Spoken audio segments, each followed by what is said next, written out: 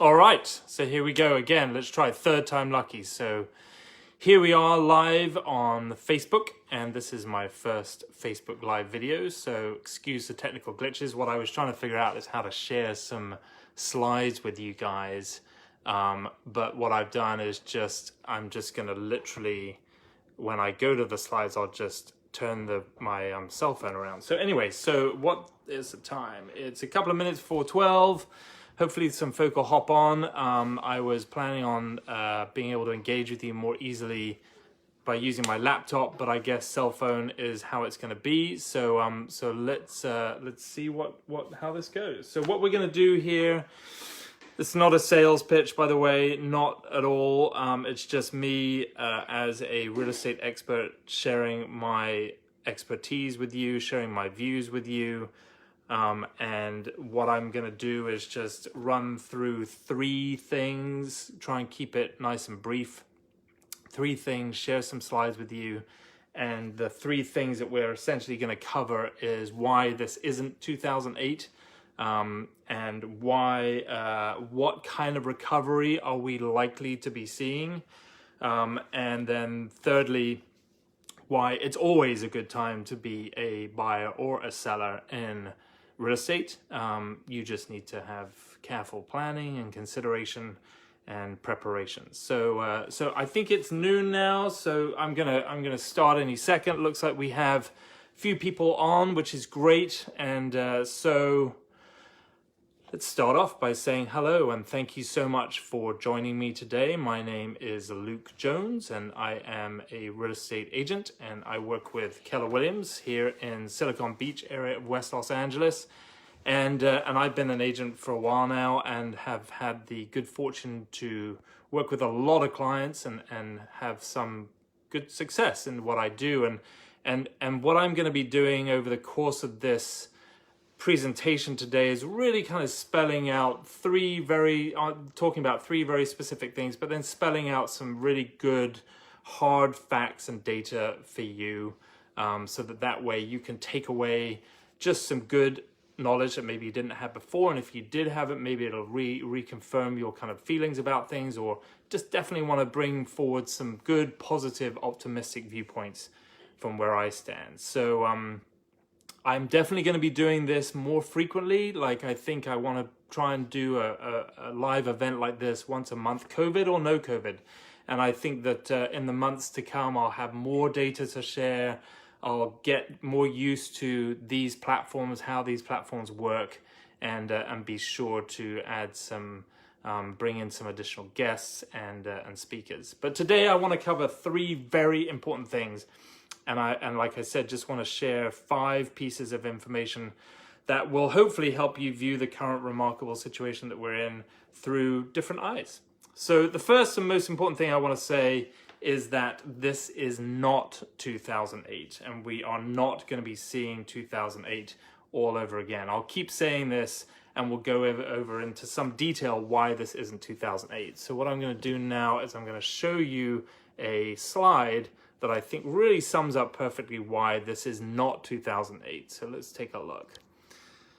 So what you got here is you've got a slide that shows, you can't turn your phone while recording. Okay, so home price change during the last 5 recessions. So I hope you guys can see here. So you have a recession in 1980, a recession in 1981, recession in 1991, a recession in 2001, and the big one in 2008. So you'll all notice that in 2008, there was a huge effect in the real estate world. Now, why? That's because 2008 was a real estate crash affecting the real estate industry and caused by, yes, the real estate industry. Of all the previous 4 recessions, except for maybe 1991, where there was a small dip in home prices, in fact, home prices rose during those recessions. So it's really important to understand that while 2008 was a massive real estate crisis, this is not what we're facing now. In fact, what we're facing now is something quite different. What we're facing now is a market that is a lot more stable with real estate. The industry has learnt its lesson and has made some major changes to the way that it operates. And in fact, things moving forwards are looking pretty good and pretty robust in the real estate market. For sure, there's a lot of challenges, of course, but I think the crucial thing for anyone to understand is that yes, it might be feel like it was just yesterday that 2008 happened, but this is a very, very different recession that we are in. And so to compare it to 2008 really doesn't make sense. And so I definitely wanted to share that with you. And it's really important to understand that an economic downturn really doesn't equal falling real estate prices, at least not in the same dramatic way as happened in 2008. So I'm going to go to another slide now. So this is a really interesting slide because what it does is it kind of hammers home the point that in 2008, we were all, very over leveraged with our homes. Banks were lending irresponsibly, and people effectively were walking away from their homes because they didn't really have much skin in the game. They didn't have much equity in their homes, and it made more sense for them to just, declare bankruptcy and move away. And so what happened therefore is that this kind of, once the housing crisis really took hold, then it was just like a house of cards, and it just got worse and worse. But in fact, if we look at this slide here, what we can see is that of all the homes in America, there's at least 50% equity in those homes. So more than half of homes in America right now have at least 50% equity. And in fact, 37% of homes are owned free and clear. And the average equity of the mortgage homes is $177,000. This is a really interesting slide, you guys. Really good information for you to understand here. Why is this important? Let me just try and sort of unpack that a little bit. So basically, like I said, people have more skin in the game, right? So people have more equity in their homes. And in fact, when we look at some other graphs, real estate prices shot up during the 2008 crisis. And then, of course, people were leveraging to the hilt, borrowing maximum amounts of money. And then when it all crashed, boom, like house of cards. But now the pricing of real estate has actually gone up slower and at a more gradual pace. And people have much more equity in their homes. So there's not going to be the same kind of short sale or foreclosure market that we did see in 2008. Of course, there will be some stuff that's going to happen in housing. It's inevitable. But it's just literally not going to be the same dramatic fashion that it was before. In fact, what we might even see is all this pent-up demand in real estate and moving on and moving faster than we think once we come through this initial phase. So if we're in this phase right now where we are in a lockdown and of course things are not really moving forwards at any great pace, but once this does pass, and it will pass, we are seeing in the real estate industry, and remember the real estate industry is kind of a bellwether for the broader economy, and also I should note that the real estate housing market contributes more than it's a vast amount of money to the GDP. So it's a really important bellwether for the broad economy as a whole. And what we're thinking is that once we get beyond this lockdown phase, that the recovery should be faster than in 2008. Now, 2008, again, I know that everyone is making comparisons, and what I want to hammer home to you guys is that this is not 2008. And in 2008, it was more of an L-shaped recovery.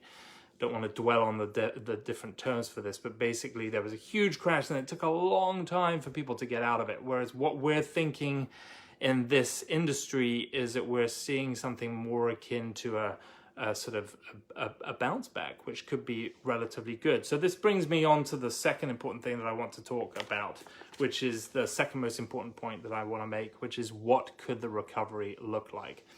So this is where we start to feel a bit more confident about how we're going to recover from this current situation a little faster, sooner, and more stability in the market.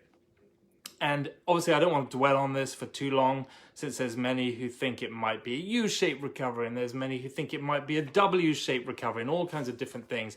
What I really wanted to do is just make the very simple statement that with any luck and good fortune to have the right combination of some great medical advances, where we're in a world now where there's more medical advances than ever before, real innovation, and some slow and steady and safe returns to some semblance of normality, then we should be seeing a faster, more V-shaped recovery. So I'm going to share with you a little slide that we have here that I think is quite useful to kind of really articulate that point. Let's see. So this was a statement made by Goldman Sachs, and I think he summed it up really, really well. What he said, what Goldman Sachs came out with is this: if policymakers manage to thread the needle between continued virus control and a gradual reopening of the economy, the level of GDP should begin to move higher in the months ahead. So again, I think that's a really concise way of saying what I was talking about, which is that with any luck, we will be recovering from this faster than in previous downturns, particularly the 2008 recovery, which was a much slower recovery. So there's a lot of optimism out there around this. And then I also wanted to just bounce back quickly to something else to talk about why there's a difference with homeowners now. And I think this is quite interesting for me is to really look at these numbers of the total home equity cashed out. So again, in the run up to the previous big crash in the home housing market, you saw a phenomenal amount of money. $824 billion were cashed out through refis. But now in the run up to this current crisis that we find ourselves in, 2017 through 2019, a mere fraction of that, $232 billion has been cashed out. So that means that there's not, people aren't using their homes as an ATM like in the previous downturn, and people are much more responsible, and people are much more kind of wary of making the same mistakes that they made in the past. So now I want to just talk about the third thing on our agenda today. And what time do we have? So again, I want to try and keep this real brief, real to the point. I definitely want to make sure that there's a little room in there for anyone that has any questions. So the third thing that I wanted to talk about on today's agenda is let's assume that I'm right for a second, okay, and that things do start to slowly improve, and that there's some bright light at the end of the tunnel. So why could this end up being, in fact, a great time to either buy or sell? Well, let's take sellers first. The reality is that there's always going to be sellers who have to sell, for all manner of different reasons. And this could be a great opportunity to free up that hard-earned equity. As I've been pointing out in the slides that I've shared with you guys, the majority of Americans now have more equity in their homes. The amount of equity that they have in their homes is quite substantial. And so when you come into a market like this, where sometimes sellers have to sell, this is in fact a time when they could really free up some much needed cash. So that's really important for sellers to realize out there that you're not looking at a market hopefully where there are short sales, and you're not looking at a market where there are going to be a huge number of foreclosures, because people have more equity in their homes. But if you were thinking of selling, it is a good time to sell just by virtue of the fact that it gives you options, right? So you'll have many more options with the equity that you have in your home. And if you're an owner of an income property, relinquishing property perhaps in the LA market and exchange into other markets where the price points are lower than the LA market and the rental yields are in fact better in other markets in Los Angeles, could be a wonderful opportunity as well. So for example, if you have done a terrific job with your investment property here in Los Angeles, held onto it for many, many years, got a ton of equity in there, but let's face it, the returns are not phenomenal for you.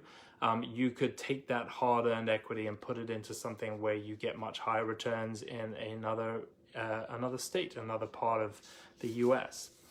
And so then let's talk about buyers and why this could be a really good time to be a buyer as well. And I should point out that it's very important to understand that this is going to be a challenging time for certain buyers, for sure, and for certain sellers. And we're not going to say that it's going to be a good time for all buyers at all. But I think if you are a buyer who has really done a lot of preparing, and also you probably fit into that criteria of a buyer that does have stable employment and does have a good down payment, the fact is that the interest rates are incredibly low. So the cost of mortgaging a home, your monthly home ownership costs, are record low right now. And so when you add to that the fact that there may also be some downward pressure in house prices as well, it could be a real win if you're a buyer.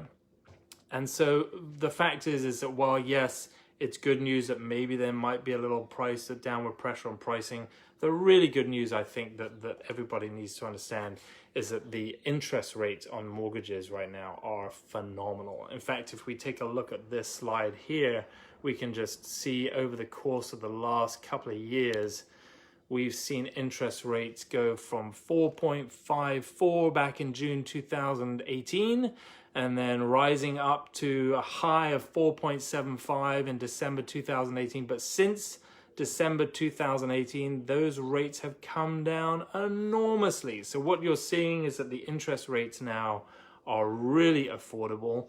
Again, I should point out that these are interest rates for certain loans that are available right now. Not all loans are available. You should definitely reach out to me if you want to understand more about the loan market. We could have a discussion with one of our lender partners in due course about the different types of loans that are out there. But just to sort of spell it out real basic, is that right now we are seeing in Los Angeles the conventional loan market, the Fannie Mae, the Freddie Mac market, at a certain price point, like below $765,000 for those conventional mortgages, the interest rates are really low. And you do have to have good credit, you do have to have employment, and you do need to be able to put down a certain amount of down payment, but you can lock in an incredible interest rate. And the chances are that those interest rates may even continue to fall as well. So if you are a buyer of a home in that, let's say that sort of $800 to $1 million range,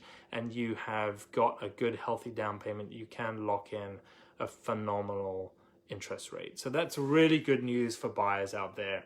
And of course, the lending market is very volatile. And so, like I said, if you definitely should be reaching out to a mortgage expert.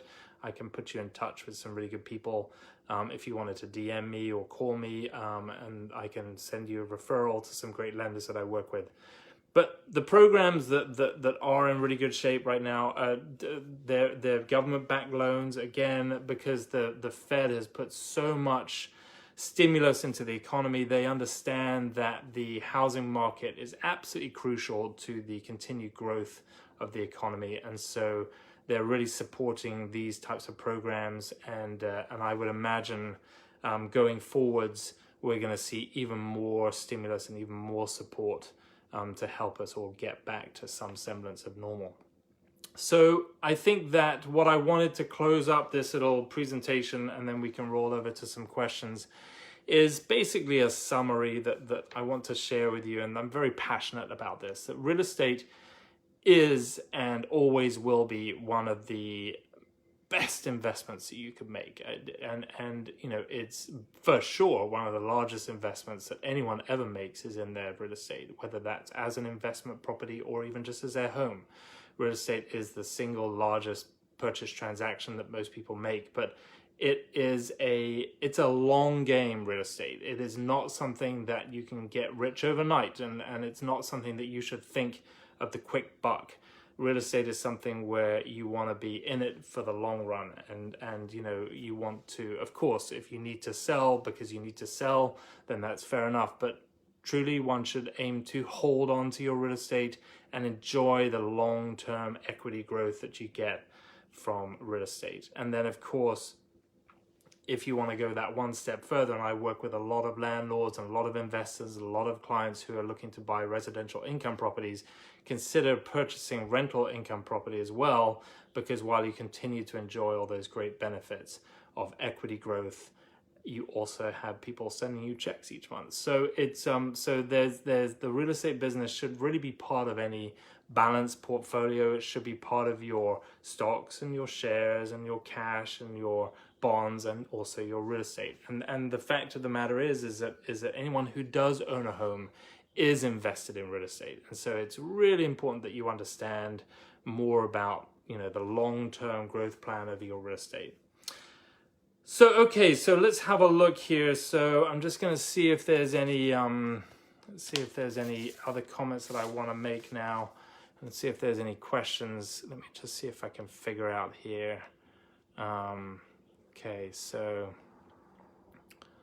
if there's a question in here from anyone. So it looks like someone is saying, if everyone, yes, okay, so if everyone's losing their jobs, how can they go and buy real estate? I get it. So of course, this is we're going through some really challenging times right now, and we've all seen the numbers coming out today that would seem to show that the unemployment jobless claim numbers are skyrocketing. So there's no question that it's going to be very, very challenging. But I think that what I talked about a second ago is that really there is so much kind of forward-moving momentum in terms of helping and supporting the housing industry, because we really feel like housing contributes to such a large part of GDP, and the lessons that everybody learned from 2008, we don't want to make those same mistakes again. And so it feels like to me that there's going to be more support for those buyers out there, and there's going to be loan programs that will support those buyers out there. And of course, it's always going to be important for someone to be able to demonstrate that they have the wherewithal and the means to be a good borrower. But as far as what kind of products there will be to support home buyers, I think that we could be looking at a situation where there's going to be a lot more equitable kind of lending out there, a lot more support for people to get them back into their homes. And this could also trickle out to renters as well. It could be that we could be looking at a situation in the not too distant future where there's some downward pressure on rents, and that this is going to support everybody. And so I feel like there's a lot of impetus and stimulus coming in that's going to support everyone through this. So let's see if there's any other questions on there. Let's see. Don't have any other questions. One thing that I will add, which a few of my clients have been asking me recently when we're selling homes and when we're also leasing properties, is how are you doing this in this lockdown? Great question, right? So how are agents going about showing homes and everything like that? So one of the interesting things is that the real estate industry was deemed to be an essential business, and so recordings are still happening, escrows are still closing, but also from us in the real estate brokerage world, we are deemed to be an essential business, but we're of course still safety first, right? So one of the things that agents like myself are doing is embracing technology and really aiming to become that agent of the future. And there's just some awesome tools out there, be it virtual tours, be it virtual staging, everything can be done electronically. There is just a great amount of wonderful technology out there that can help our clients ensure that their properties are still marketed to the highest standard.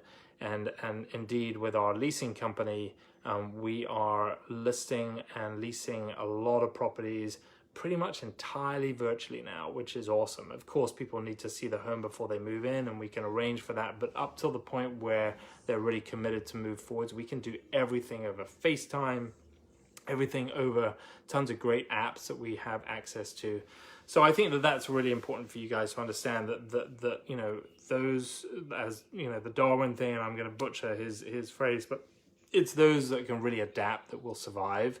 And I think that those of us who are really going to survive and thrive, not just survive in this business, are going to be those of us who can adapt and embrace these new ways of making sure that we can still transact in this business. So I think the final thing that I would just want to add, what time do we have here? So we've been talking for about 15-20 minutes. Thank you so much for all of you for participating and being on this call, and just wanted to point out a few things. So my name is Luke Jones, and I am with Luke Jones Real Estate Experts. I'm part of Keller Williams Silicon Beach, and you can find me at lukejonesre.com. And you can also follow me on our social media at lukejonesre. We also have a YouTube channel where you can see tons of great content, so you're welcome to go check out our YouTube channel at lukejonesre. And then we also have a boutique leasing agency called Home Rentals LA. So for any landlords out there that are looking to find great quality tenants, Home Rentals LA is our boutique leasing agency. We take care of all of your leasing needs. We take care of everything from start to finish. And so with both Home Rentals LA and my investment advisory brokerage firm, Luke Jones RE, we are here for all of your real estate needs. So definitely wanted to let you know that we can be a resource for you, and definitely want to help everybody out there through this very challenging time that we find ourselves in. And I guess last but not least, just want to really talk about my three main things that I live by, both personally and professionally, which is action, community, and freedom. And those are the three things that are the most important things to me. I want to make sure that everybody takes massive action during this time to ensure that they're building really strong communities so that they can earn that freedom to do whatever it is that they love and be with whoever they love during this remarkable time. And last but not least, just remember that better days are ahead. So thanks so much for checking in. I've really enjoyed speaking to you all today. You can reach us on social media or online, or simply pick up the phone and give me a call. My number is 310-435-4774. That's 310-435-4774. Thanks so much. Have a safe day. Bye-bye.